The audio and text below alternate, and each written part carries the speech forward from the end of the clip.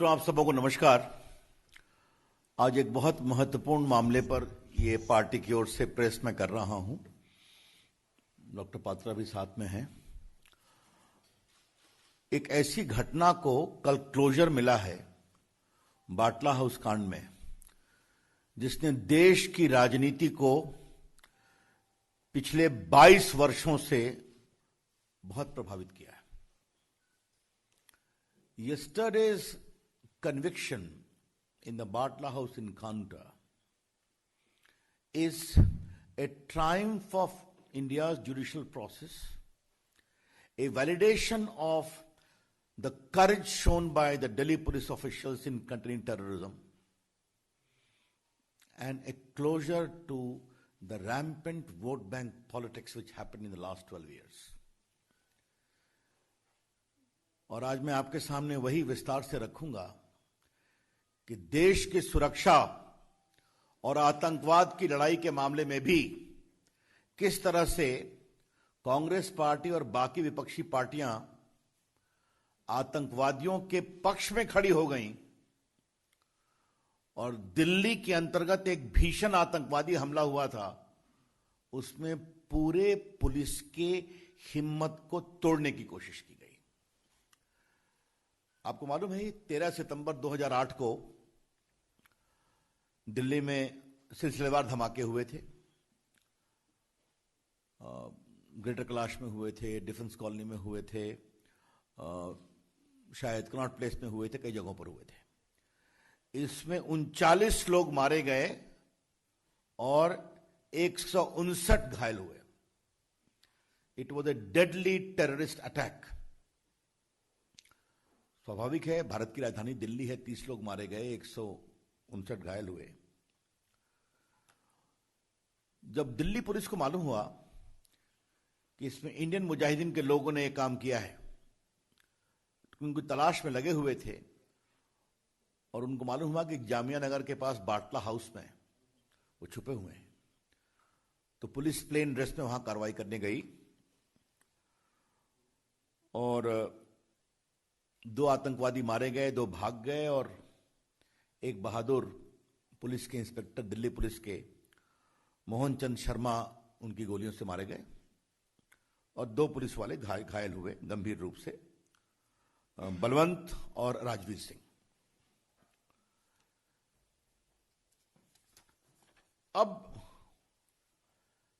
Court ने क्या माना है कल के फैसले में, जिसमें उन्होंने आरिज खान को दोषी पाया है कि भारत की एकता और अखंडता पर हमला था, यह आतंकवाद की घटना थी और लगभग 100 गवाहों की गवाही और इलेक्ट्रॉनिक एविडेंस के आधार पर उन्होंने पूरे इस घटना को सही पाया है। इलेक्ट्रॉनिक एविडेंस में वॉइस सैंपल है, बाकी जो डिजिटल रिकॉर्ड्स होते हैं वो सब है, उसके विस्तार से मैं जानना नहीं चाहूंगा।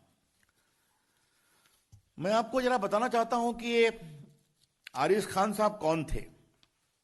आरिज खान उर्फ जुनैद, ये बाटला हाउस इनकाउंटर के अलावे 2007 में यूपी के लखनऊ कोर्ट ब्लास्ट, फैजाबाद और वाराणसी ब्लास्ट में भी शामिल था। साल 2008 में दिल्ली, जयपुर, अहमदाबाद और यूपी के अदालतों में जो धमाके हुए थे, उसके मुख्य साजिशकर्ता का नाम आरिज था। इन सभी धमाकों में 165 लोगों की जानें गई और 535 लोग घायल हुए। In fact, I can very safely say that Ariz Khan was a serial terrorist and a killer. Delhi में 30 लोग और बाकी जगह 165 लोग और उसके इंडियन मुजाहिदीन संबंध थे। और आपको मुझे बताते हुए कभी पीड़ा होती है कि इसको 2018 में नेपाल से पकड़ा गया, तब यह ट्रायल हो सका। एक शाहजादा को पहले 2013 में ही सजा मिली थी और इसको पकड़ा तभी गया सघनता से जब नरेंद्र मोदी की सरकार आ गई। ये इंपॉर्टेंट जानना है।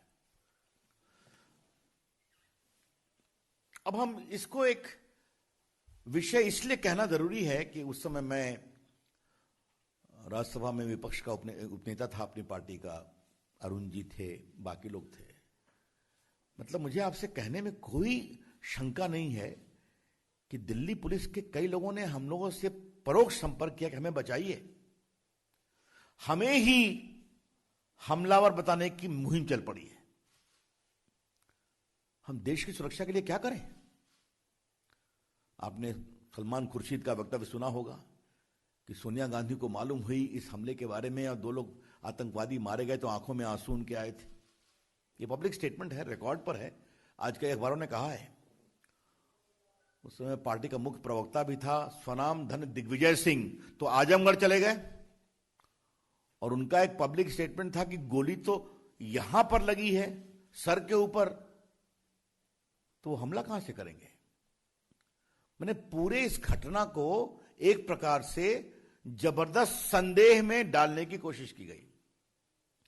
There was a conscious, deliberate and consistent attempt to cast serious doubt over the authenticity of this Batla House incident, designed to weaken the morale of the Delhi police and give clear support to terrorists and their design. Why? For pure vote bank politics.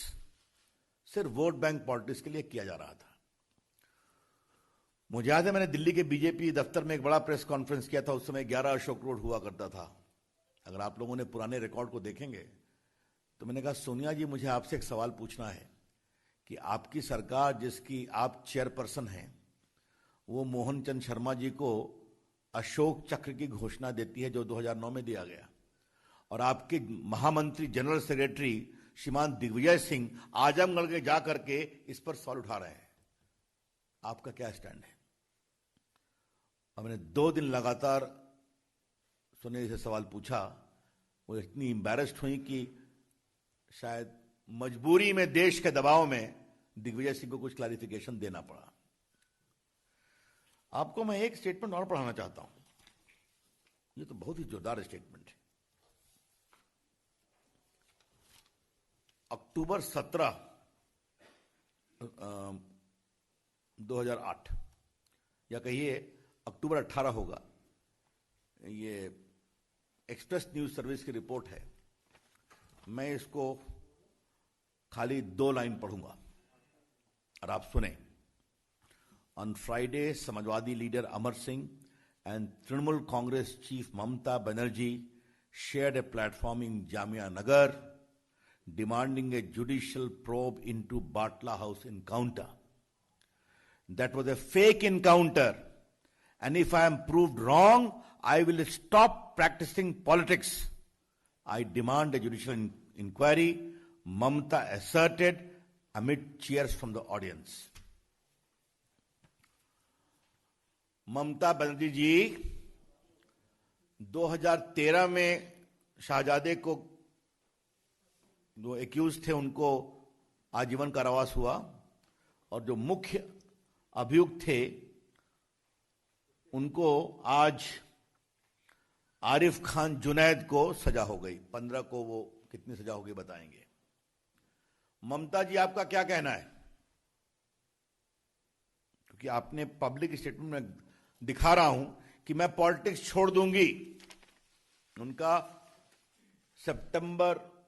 अक्टूबर 18, 2008 का statement express news service का record पर आप देख लें। सलमान खुर्शीद जी आपको क्या कहना है? अभी आपके आंसू निकल रहे हैं या सोनिया जी के निकल रहे हैं कि नहीं? आरिफ खान की सजा हो गई तो? और दिग्विजय सिंह जी आपको क्या कहना है? यह बहुत ही गंभीर सवाल है। बाटला हाउस कांड को Samajwadi party, BSP, Congress party, left parties, Mamata ji, इन सबों ने नेशनल इश्यू बनाया था, यूपी के चुनाव में इश्यू बनाया था। और बाकी ममता जी ने क्या कहा मैंने आपको पढ़ दिया है। क्या मतलब है इसका? क्या वोट के लिए आतंकवाद के खिलाफ लड़ाई को इस तरह से कमजोर किया जाएगा? आपको एक विषय और जानना चाहिए। ह्यूमन राइट कमीशन गए, वहां ह्यूमन राइट ने दिल्ली पुलिस की कार्रवाई को सही पाया। फिर इन लोगों ने दिल्ली हाईकोर्ट में चैलेंज किया, दिल्ली हाईकोर्ट ने भी सही पाया, फिर लोग सुप्रीम कोर्ट भी गए, सुप्रीम कोर्ट ने भी डिसमिस किया। क्या हो रहा था? एक ऐसा आतंकी जो अपने नेटवर्क से 165 लोगों की हत्या में शामिल है, दिल्ली में 30 लोग मारे गए, 100 से अधिक लोग घायल हुए, इसकी कोई इज्जत नहीं है क्या? यह बड़े सवाल। इसलिए हां, अच्छा किया पात्रा जी ने, केजरीवाल जी भी शामिल थे इसमें, मैं भूल ही गया। उनकी आवाज तो सामान्यतः कभी कमजोर नहीं होती ऐसे मामलों में। उन्होंने भी डिमांड किया था कि फेक इनकाउंटर है, और यह सब वोट बैंक पॉलिटिक्स के लिए हो रहा था। आज जब देश की न्यायिक प्रक्रिया के द्वारा एक बहुत बड़े आतंकवादी को यह बड़ी सजा मिली है, 100 से अधिक गवाही के आधार पर, साइंटिफिक एविडेंस के आधार पर, मेडिकल एविडेंस के आधार पर, तो क्या यह पार्टियां माफी मांगेगी? हम डिमांड कर रहे हैं, ममता जी, आज आप एक मुख्यमंत्री हैं, 1-1.5 महीने में क्या होगा देश जानता है आपका। क्या आप माफी मांगेंगी? Sonia Gandhi ji, will you apologise? आपके पार्टी के नेताओं ने क्या क्या कैंपेन नहीं किया था कि आपके आंसू निकल गए थे? क्या आप माफी मांगेंगी? और बाकी चाहे वो सपा हो या बसपा हो, हम उनके बारे में भी कहना चाहेंगे। हां, केजरीवाल जी से ही पूछेंगे कि आपने भी कहा था, क्या देश के ऊपर आतंकवादी मामले में हम एक स्वर में नहीं बोल सकते? क्या यह सच्चाई नहीं है कि देश में आतंकवाद की जहरें बहुत गहरी हैं, सरहद के पार से हैं?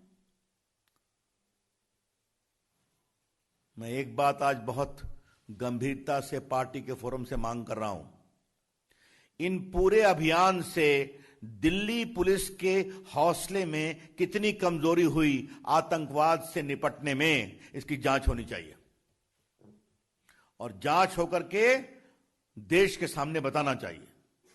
हमको मालूम है उस समय दिल्ली पुलिस कितनी घबराई हुई थी, ऐसा लगा कि दिल्ली पुलिस को एकदम मर्डर के रूप में दिखाने में, फेक इनकाउंटर के रूप में दिखाने में एक कैंपेन चल पड़ा था।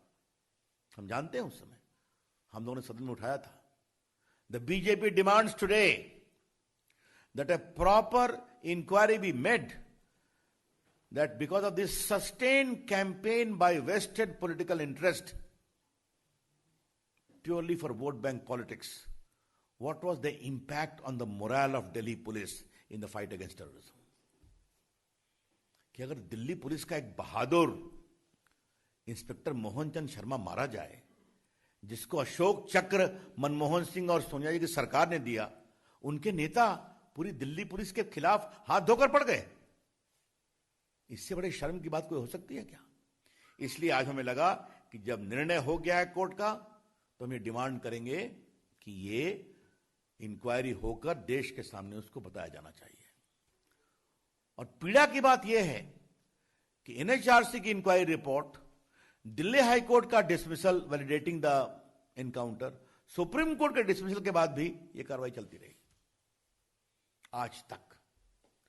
तो ये वोट बैंक क्या होता है, इसकी एक बहुत ही शर्मिंदगी भरा ये प्रकरण था। तो मुझे लगा कि अब लोग पूछते हैं कि आपके समय में उनमें अंतर क्या है? आतंकवादी घटना कभी भी हो गलत है, निर्दोष लोग मारे जाए कभी भी वो गलत है, लेकिन एक अंतर है, वहां मुंबई हुआ, दिल्ली हुआ, बाकी हुआ। हमारे यहां कोशिश होती है तो सेना को और पुलिस को छूट है और वो प्रिएम्प्टिव तरीके से कार्रवाई कर देते हैं। अब उसका डिटेल मुझे बताने की जरूरत नहीं है। और कभी सरहद पर खुराफात करते हैं तो उरी का जवाब भी होता है और बालाकोट भी होता है, ताकि उनके हौसले कमजोर होते हैं। यह है अंतर। People who ask questions as to what is the difference you have been able to make in the Narendra Modi government, the reply is very simple. Terrorism any day is something to be condemned about. The nation needs to speak in one voice. But the difference is, then Mumbai happened, Delhi happened. Today, if they try, the police is given freedom to undertake preemptive strike. And their conspiracy and their cells are contained. And if they do something, then Uri is the response and Balakot is the response to break their complete backbone. That is the basic difference. तो मित्रों, मुझे अपनी ओर से यही महत्वपूर्ण बातें कहनी थी और मैंने इसमें सारी बात फैक्चुअली कही है। कई चीजों को मैं स्वयं सदन में उठाता रहा हूं। तो आज कांग्रेस को जवाब देने का समय है। आज वोट बैंक की सियासत करने वालों के जवाब देने का समय है। आज उनके माफी मांगने का समय है। और आज के दिन दिल्ली पुलिस को किसने कमजोर करने की कोशिश की, उनके हौसले को, उसकी जांच करके उस जांच की रिपोर्ट को देश के सामने लाने की जरूरत है। आज के दिन मैं शहीद मोहनचंद शर्मा के बलिदान पर उनको विनम्र प्रणाम करता हूं। उनके पूरे परिवार के जज्बे को सलाम करता हूं। और जिस दिल्ली पुलिस के जवानों ने बाटला हाउस में संघर्ष किया और बहुत बड़े आतंकवाद से देश को बचाने की कोशिश की, उनके साहस को भी अभिनंदन करता हूं। धन्यवाद। Any questions now? धन्यवाद रवि जी। कोई प्रश्न प्रासर जी?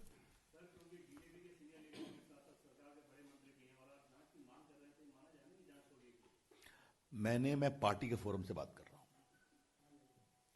आप अनुभवी पत्रकार हैं। जब मैं यहां आता हूं तो पार्टी के कार्यकर्ता के रूप में आता हूं और देश की अपेक्षा में आग्रह कर रहा हूं। बाकी शासन अपनी प्रक्रिया से उसके बारे में कार्रवाई करेंगे।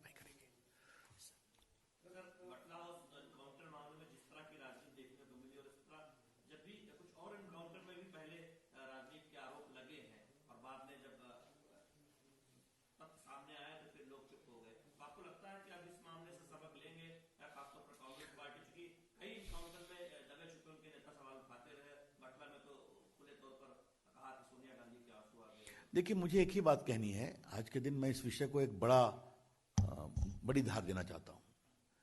आतंकवाद पर सियासत कितना की जाएगी? क्या आतंकवाद की घटना एक सच्चाई नहीं है?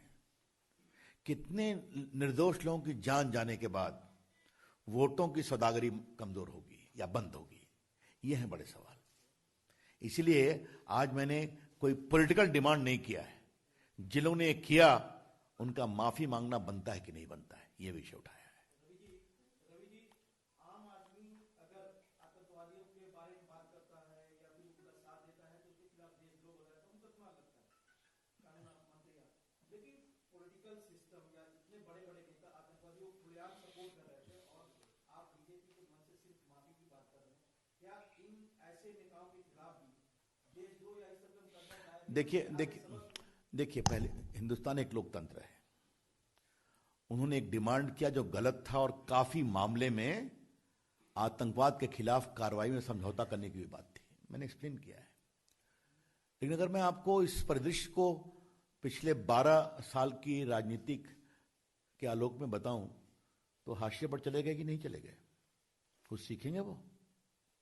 देश की सोच किधर है? भारत के लोग, भारत की सेना और भारत के सुरक्षा कर्मियों के कमजोर करने वाले हौसले की किसी सियासत को बर्दाश्त नहीं करते हैं। और जो लोग डिमांड कर रहे थे वो कहां है? खुद उनकी पार्टी कितनी कमजोर है ये देश ने देखा है। धन्यवाद। Yes madam.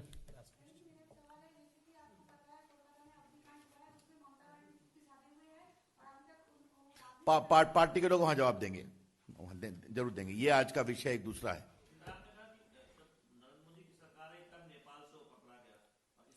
मैंने 2018 का ईयर भी बताया। वो भागा हुआ था, वो भटकल ग्रुप के साथ संपर्क में था।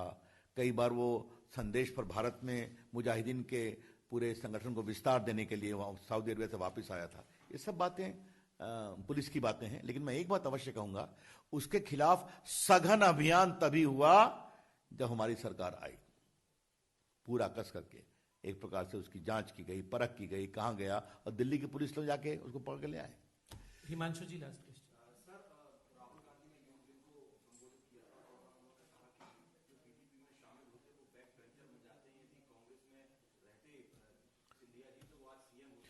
ऐसा है कि देश खुद ही कांग्रेस को बैक बेंच में ले आया है। इससे अधिक और मैं क्या बोलूं? Thank you. धन्यवाद। जरा मैं निकलूंगा, मुझे संसद में जाना। Subscribe to our channel by clicking the subscribe button. Click the bell button and enjoy the latest uploads from our channel.